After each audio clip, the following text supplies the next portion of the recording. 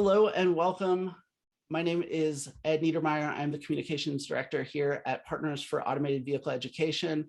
I'm thrilled today to be joined by Dave Grannan. He is the co-founder and CEO of Light, and Light is one of PAVE's newest members. And so we thought we would take a moment to sit down with Dave and talk with him a little bit about both Light as a company and why they've decided to join PAVE and our educational mission. Dave, welcome. It's wonderful to get the chance to talk to you. Well, Ed, thanks for having me. It's a pleasure to be with you. So let's start off. First of all, what is Light? Where does it come from? What do you do? Just to give folks a sense of where you're coming from.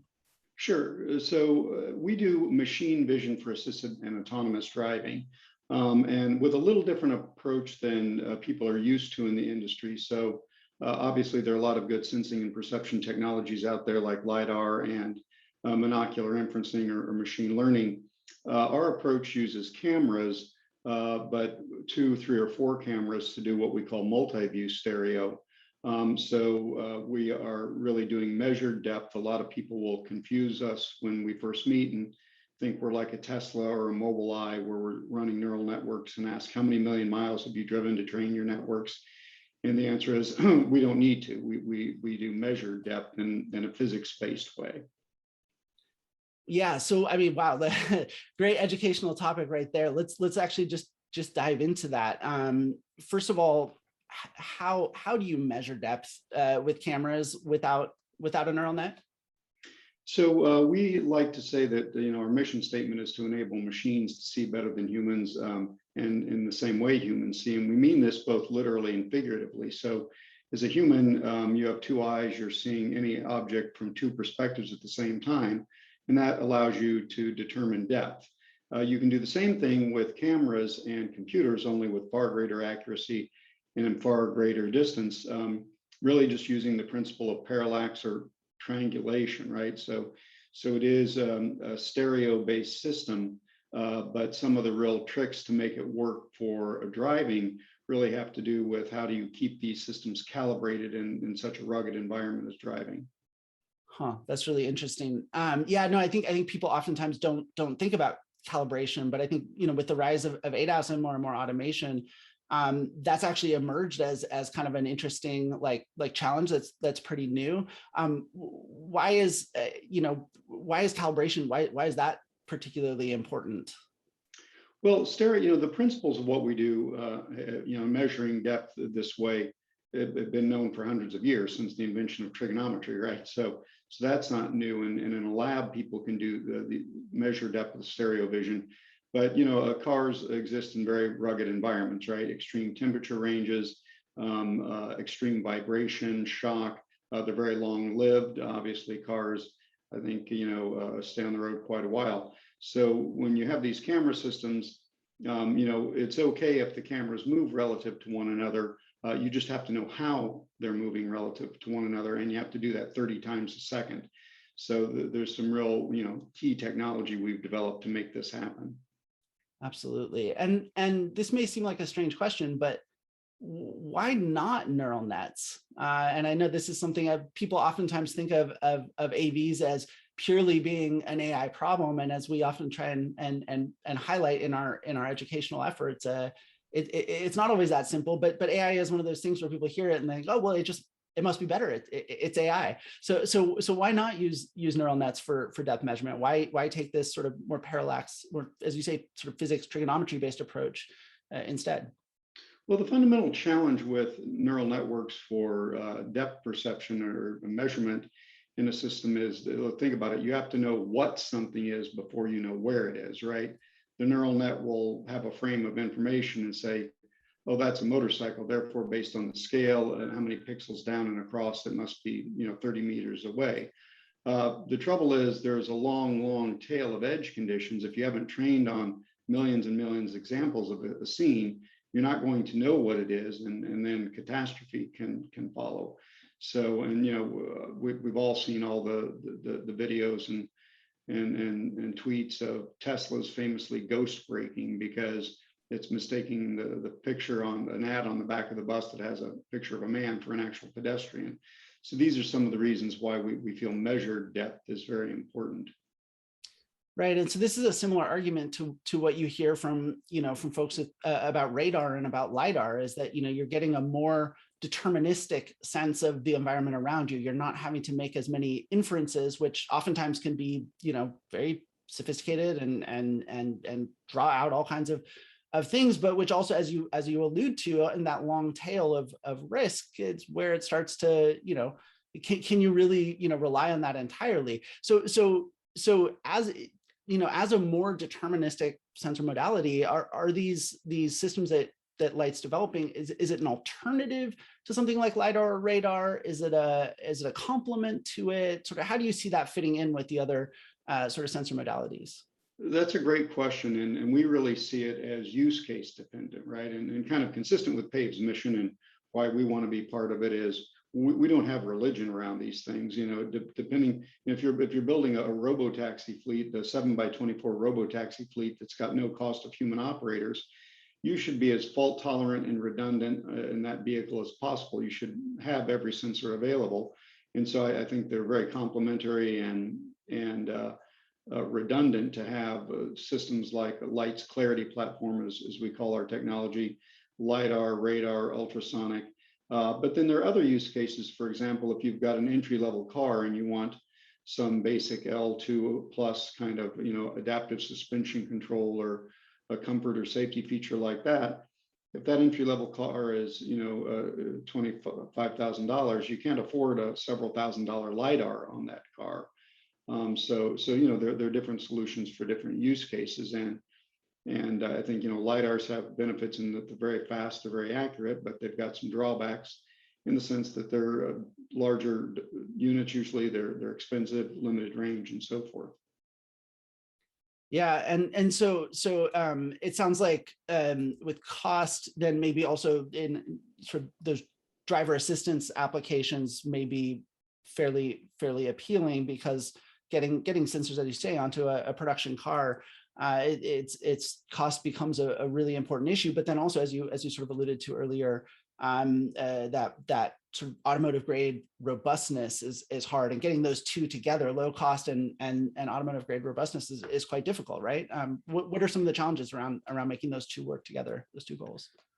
Well, that's the nice thing about taking a passive optics or camera-based approach to this. So with our technology, we currently are in development. We have 8 customers that are under contract with us doing technical trials, and we source existing automotive grade cameras. So the cameras exist today. They're fairly low cost, and those cameras, working with our computer chip, our ASIC, which is designed from the ground up as an auto grade part, handle that environment. So we're not, we're really trying to leverage what's already there in the channel that the tier ones have access to, and not try to reinvent the wheel. Yeah. So I want to pivot a little bit towards PAVE and sort of the role of education. Obviously, as we've just discussed, there's a lot of ins and outs to both understanding your technology and sort of the context for it and all of that. But rather than me making assumptions, why don't you just tell me why is public education sort of important for Light as a company, and maybe for the space more broadly? Well, yeah, it stems from our belief, and my personal belief is, look, we all know that public policy will never keep up with technology, right? So as we get further and further with these technologies and assistant features, we know the technology is going to get there. Our concern is, will public policy get there, or will we hamstring ourselves as an industry by not being thoughtful? And there's a lot of, I think I first heard it on the Autonocast from your team, this Autono washing term, right? And how that's some of the marketing is frankly irresponsible. That not just the obvious people, but even some of the old school OEMs maybe get out over their skis a little bit too much sometimes. So we want to make sure that as these technologies become commercializable, they're done in a safe and responsible way. I think a lot of everything about assisted driving is a real danger zone when you think about it. It goes contrary to human nature to say, well, you don't have to pay attention sometimes, right? Humans aren't quite constructed that way. And we're interested, especially in working with our customers on developing product technology, using our technology in a way that alerts you and assists you and makes you a better driver. Not that says, oh, go ahead and watch a video for a few minutes, but be ready to come back when I tell you. Yeah, absolutely. Yeah, no, we're all too aware of the many challenges around this sort of transitionary period where L2 and these sort of more automated driver assistance systems are thanks to potentially technologies like yours, something that are proliferating to more and more affordable vehicles, even as sort of excitement about full autonomy sort of grows and grows, and people get kind of caught in between, right? And sort of on that specifically, I mean, do you have any sort of particular thoughts about what PAVE can do to kind of help address, or maybe some of the things that you as a company are doing to ensure that you're not sort of contributing to that, or you're sort of addressing some of that confusion that exists out there?